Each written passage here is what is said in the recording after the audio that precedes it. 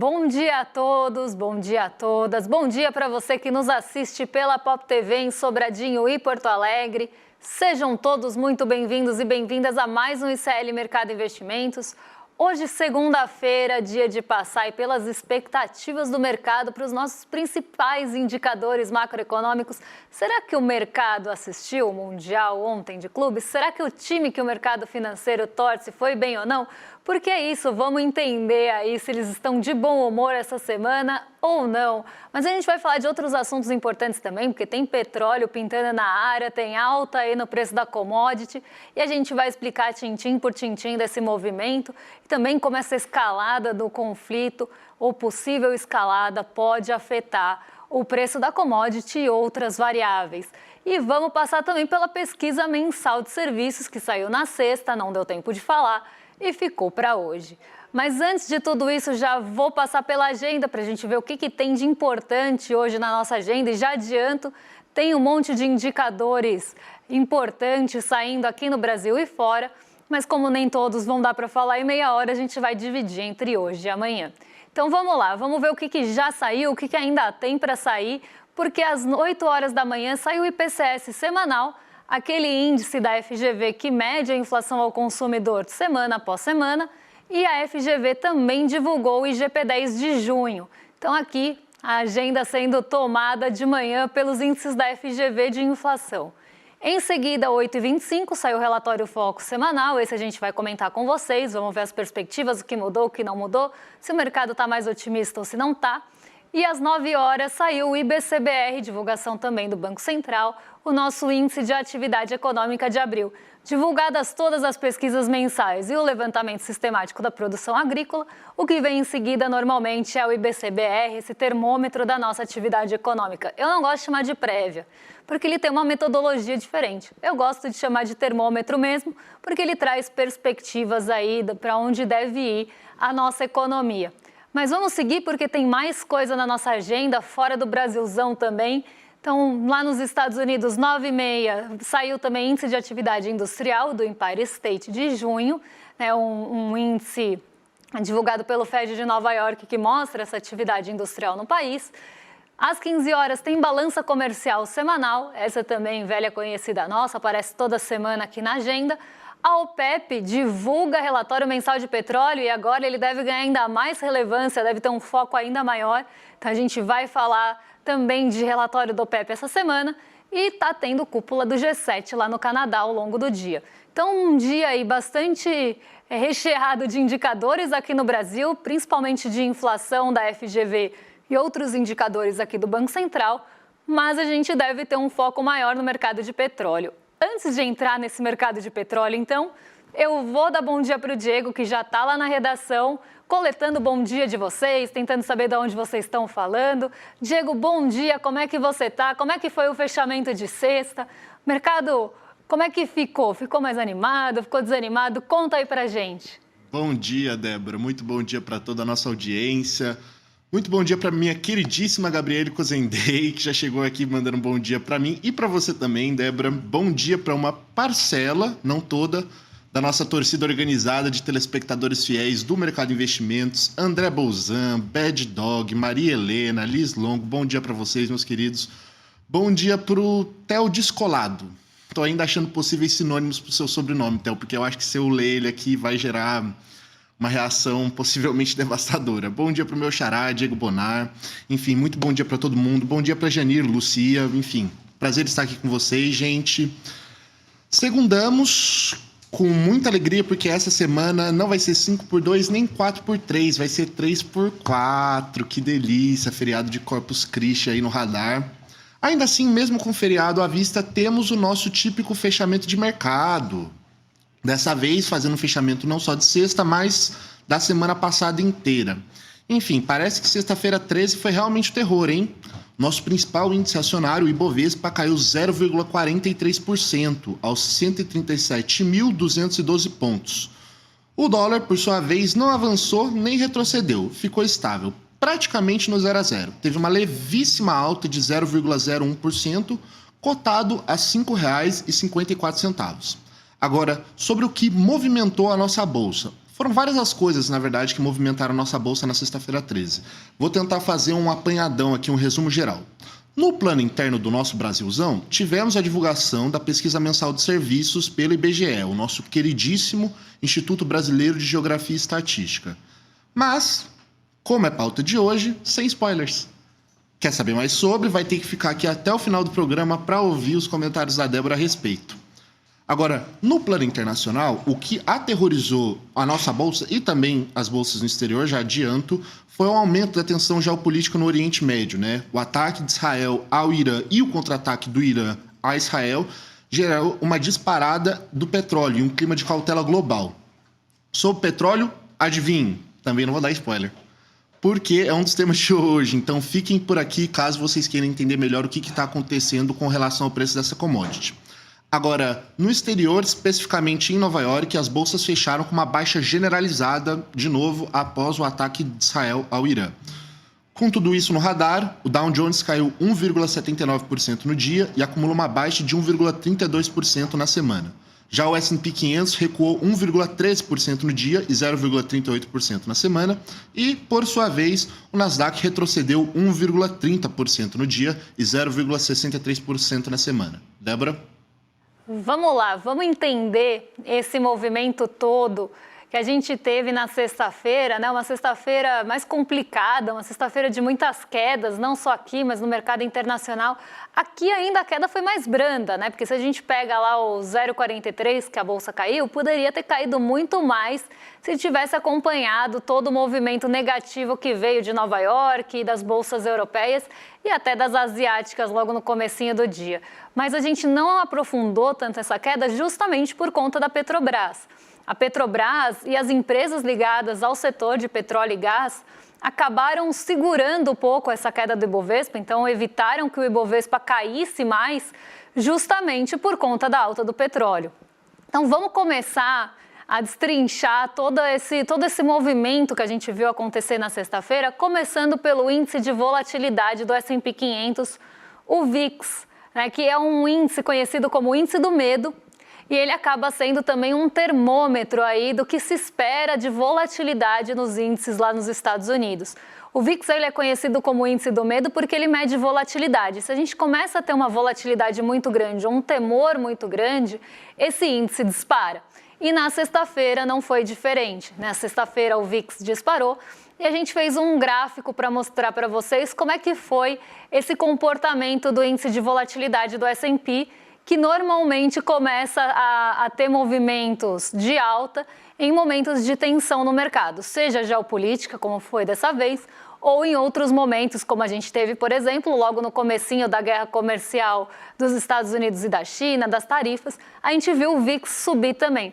Então o VIX ele é normalmente utilizado como essa referência, né? Uma referência de volatilidade e popularmente conhecido aí como índice do medo. Então vamos ver como é que ficou o VIX para entender o que eu estou falando aqui. O VIX lá no finzinho de maio, né, porque aqui a gente está pegando um mês de movimentação do índice de volatilidade.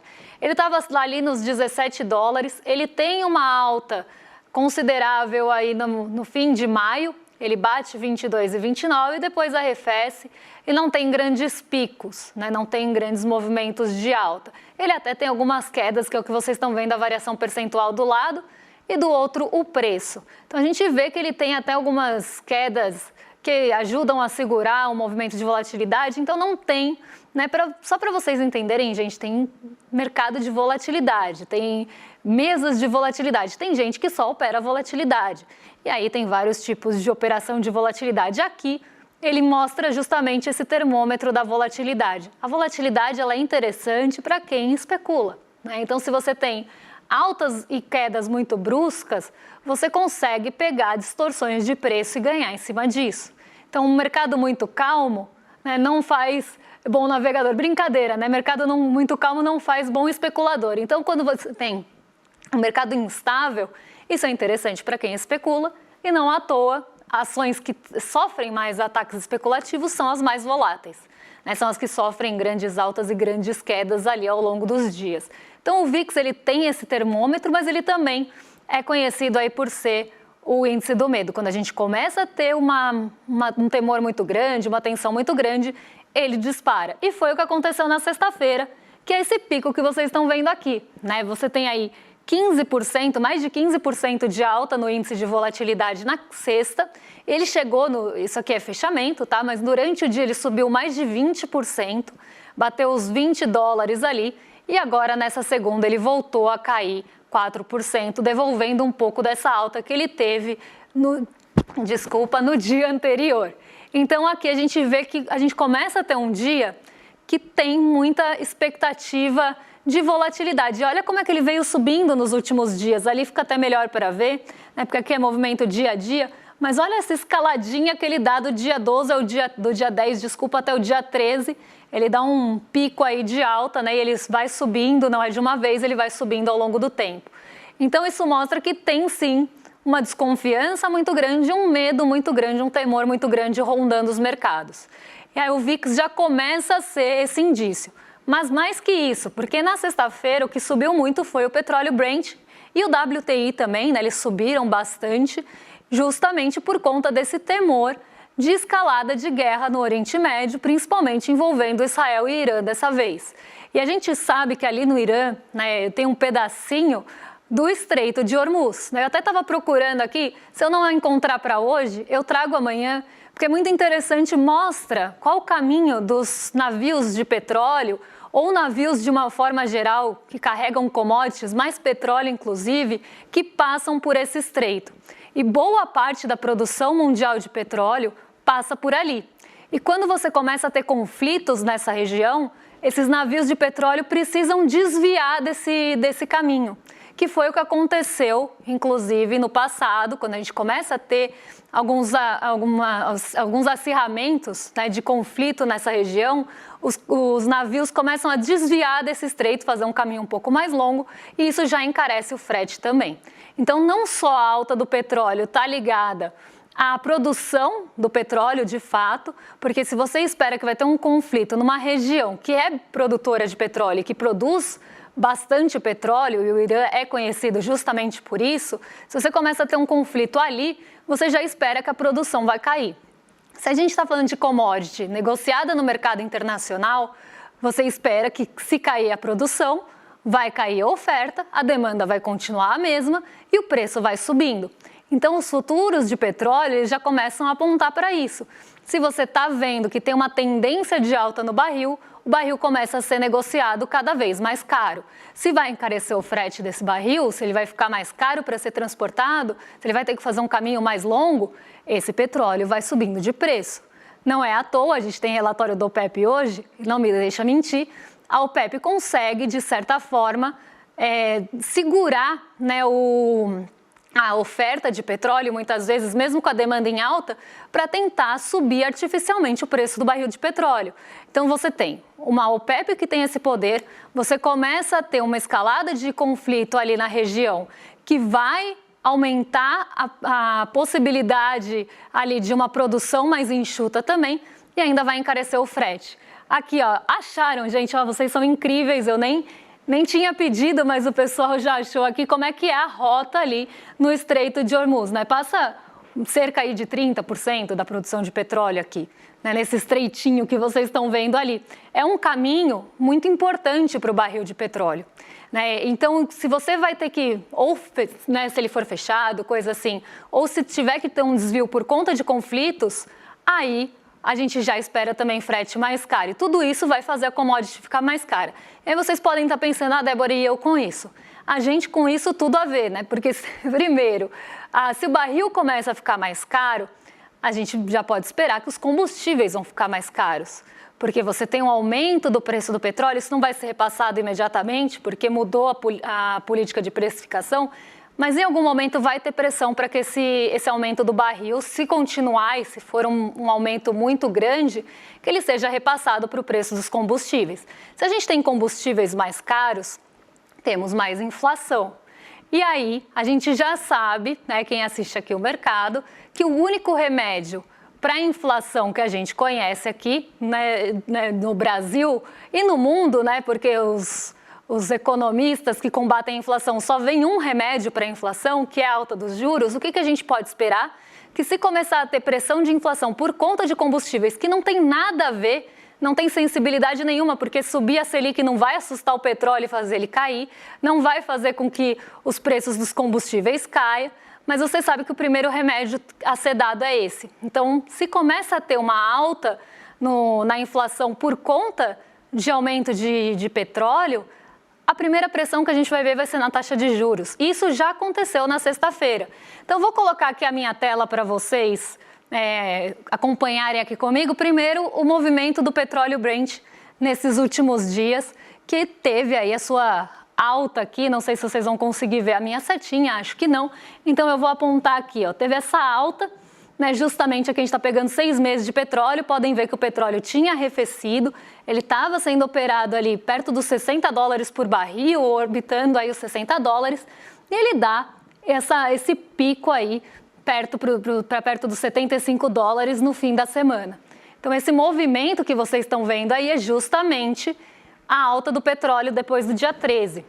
Mas não é só isso, eu vou colocar aqui para vocês o fechamento da sexta, com mais, aqui vai ficar cortadinho para vocês, mas com mais, até o pessoal arrumar eu vou falando, com mais indicadores do que estava ali no fechamento do Diego, porque aqui a gente tem as treasuries, que são os títulos de dívida dos Estados Unidos, que voltaram a subir, porque na própria sexta-feira a gente teve alguns dirigentes do Banco Central falando, né, a gente teve essa pressão vinda aí do preço do barril do petróleo, que fechou o dia em alta de 5,86%, mas teve um dia muito volátil. As treasuries já começaram a responder. Por quê? Se você vai ter alta no petróleo, não vai ser só no Brasil que vai ter inflação. Vai ser no mundo todo. Os combustíveis vão ficar mais caros no mundo todo. E não é só no Brasil que só tem um combate inflacionário.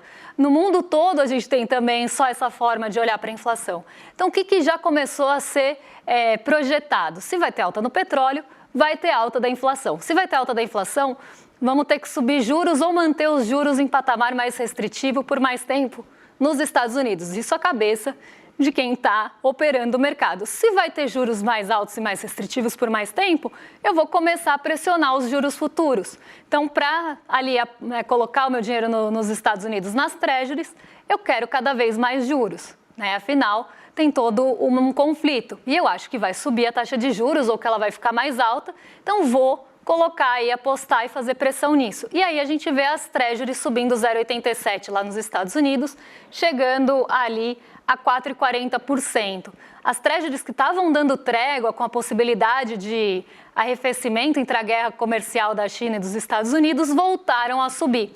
Se tem aumento das treasuries lá, aqui a gente já começa a ver uma pressão nos juros futuros, que não vimos aqui em 2032, mas que a gente já vê, né, em alguns outros mercados de mais curto prazo, essa taxa de juros. Até porque aqui no Brasil os juros já estão altos, já estão em patamar restritivo. O que se espera, ainda mais em uma semana importante que tem decisão de juros, é que esses juros vão ser mantidos por mais tempo num patamar mais alto, algo que já está sendo falado.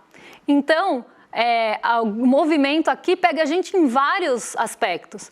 Pega a gente porque vai ter ali aumento dos combustíveis, isso vai começar a pesar no nosso bolso se continuar a alta do petróleo e de alguma forma isso for repassado para os combustíveis.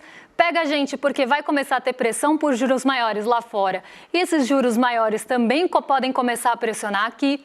Juros mais altos lá fora, juros mais altos aqui, crédito mais caro. Então você que vai querer pegar um crédito, se tem uma expectativa de longo prazo que eles não vão cair, as taxas vão continuar altas para o seu crédito lá no final. Então é um encadeamento de situações que acaba acontecendo, né, por um motivo que é a alta do petróleo. E a gente precisa entender, né, que tem todas essas relações, não só para a gente tomar melhores decisões, mas também olhar para isso e pensar como isso afeta e até um pensamento crítico aqui. Por que é que, né, numa alta de petróleo está todo mundo, Estados Unidos, aqui está todo mundo falando em pressão para subir juros, se isso não vai derrubar o preço do barril do petróleo? Isso só vai estrangular a atividade econômica dos países. Que relação que tem subir juros com o preço de petróleo? Mas é o que eu sempre falo, a inflação é uma média ponderada. Se você baixa na média, você está baixando a inflação ali a força, mas o petróleo vai continuar pressionando, o petróleo vai continuar sendo ali um ponto de pressão. E aí a gente tem todo também desencadeamento. A logística já está ruim também para algumas commodities agrícolas, pode ficar mais caro. O frete, principalmente aqui no Brasil, se a gente tem alta do preço do petróleo e isso chega no diesel, o frete vai ficar mais caro também. Porque a gente tem uma malha rodoviária e uma dependência muito grande dessa malha rodoviária. E aí a gente já pode esperar o quê? Encarecimento dos alimentos. Então, tudo isso está ligado, né? E por isso é tão importante a gente olhar para o preço do petróleo agora e para toda essa escalada que está tendo de conflito lá. E aí tem um conflito também, porque se a gente pensar, né, Donald Trump tem aí uma postura bem forte em relação ao petróleo. Ele tenta sempre voltar a esse mercado de petróleo, de carros que usam, né, combustíveis fósseis. Ele não largou isso, por mais que ele tenha ali, né, ou agora nem tanto, a Tesla ali do lado, né, os veículos elétricos e tudo mais, acharam que isso poderia ser uma plataforma dele. Ele é sempre bem enfático quando ele fala de petróleo, dessa volta, dessa indústria antiga e desse mercado de carros de combustíveis fósseis nos Estados Unidos. Então, pode ser que tenha também mais uma pedra no sapato aí, que seria a alta do petróleo.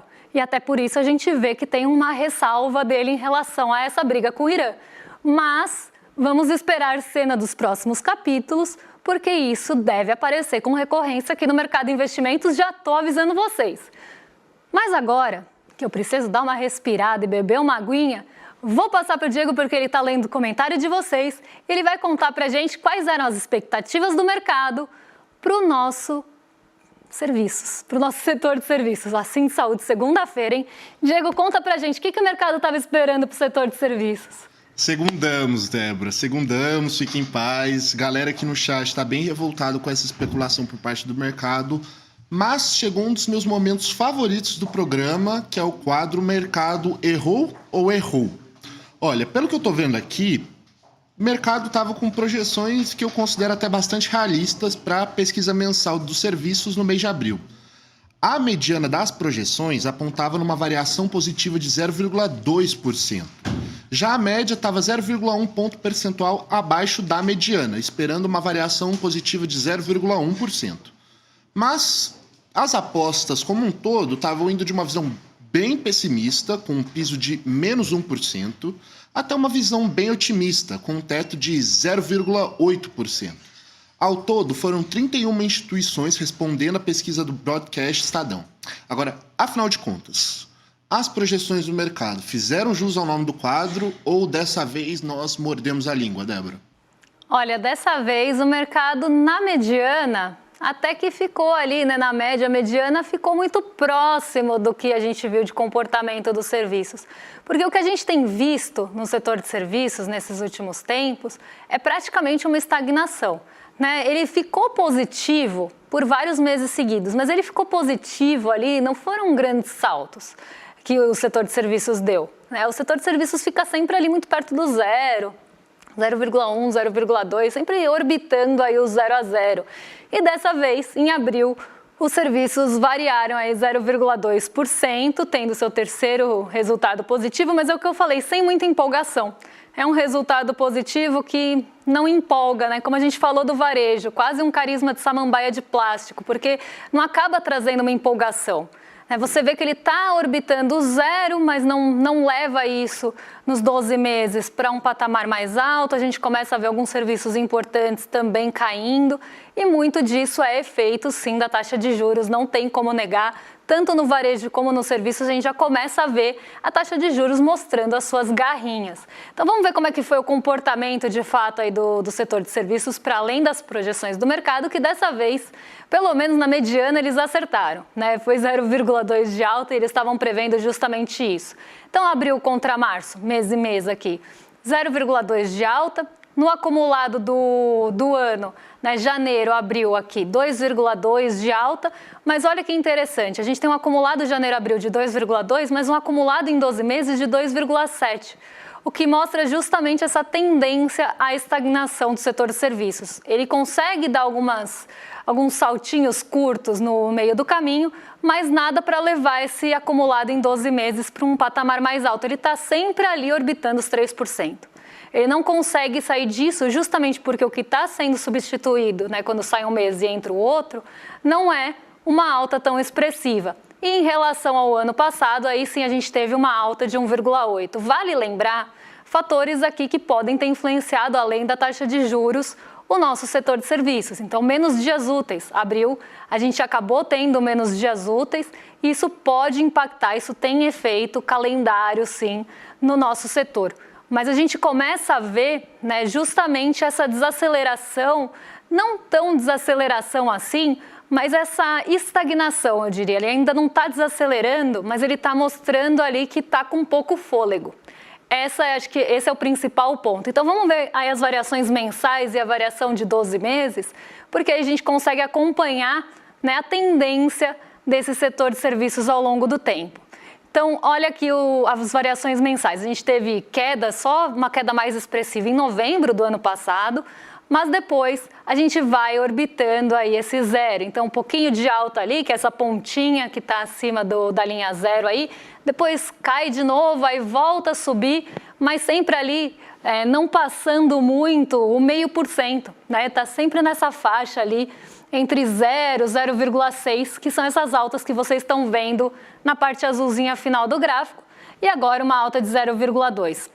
A gente sai de um patamar de 2,9 no ano passado, fevereiro do ano passado, tem uma queda aqui no setor de serviços, volta a recuperar, mas olha que interessante, desde outubro do ano passado, por mais que a gente tenha tido queda em novembro e algumas altas ao longo do tempo, olha como a gente sempre fica abaixo dos 3% ou muito perto dos 3%, dos 2,9% que a gente estava no ano passado. Então, a gente vê que, por mais que tenha tido alta, esse patamar está sempre muito próximo, ali a gente não consegue sair disso. E é daqui que eu estou falando que acontece a estagnação, porque você não consegue ter fôlego para levar isso para cima de um patamar que a gente estava no ano passado. Os números não são tão positivos assim, a ponto de levar o setor de serviços para cima, e isso é preocupante. Afinal, o setor de serviços ele é um componente importante do nosso PIB, é um termômetro muito bom da economia urbana.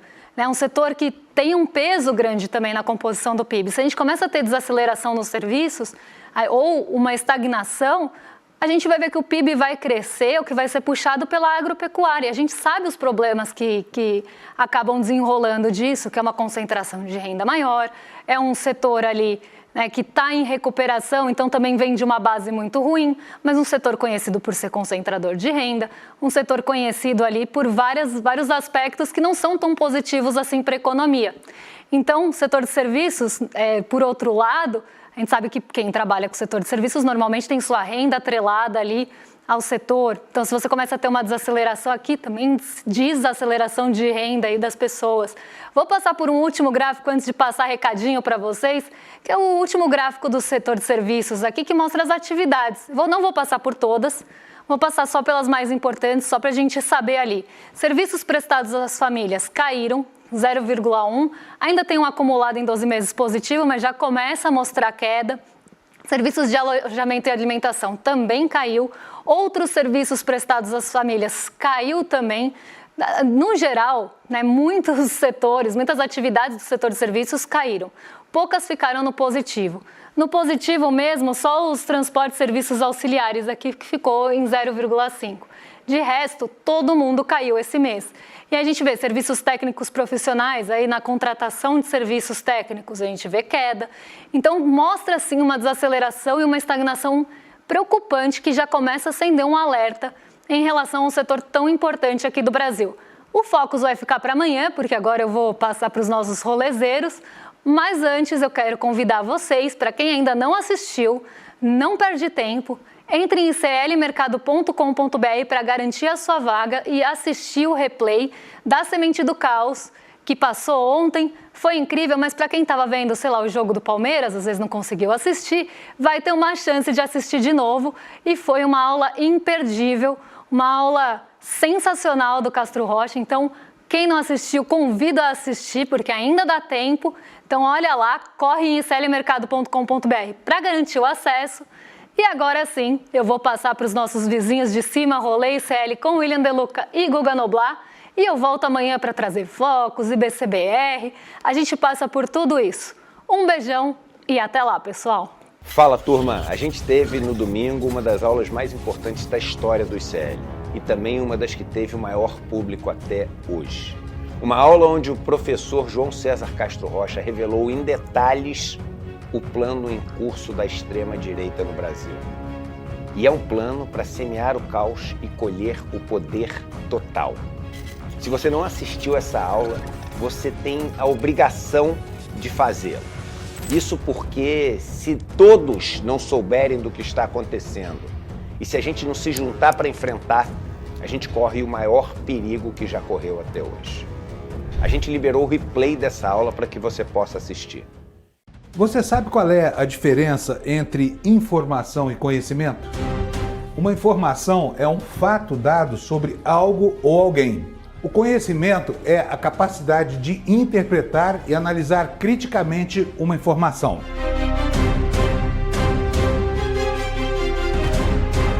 Todas as manhãs, o Desperta ICL analisa os principais fatos do Brasil e do mundo para que você comece o dia muito bem informado e cheio de conhecimento para entender o que está por trás das notícias. Não perca! Desperta ICL todos os dias de segunda a sexta às 7 horas da manhã. Comigo, Fábio Panunzio. Eu espero você.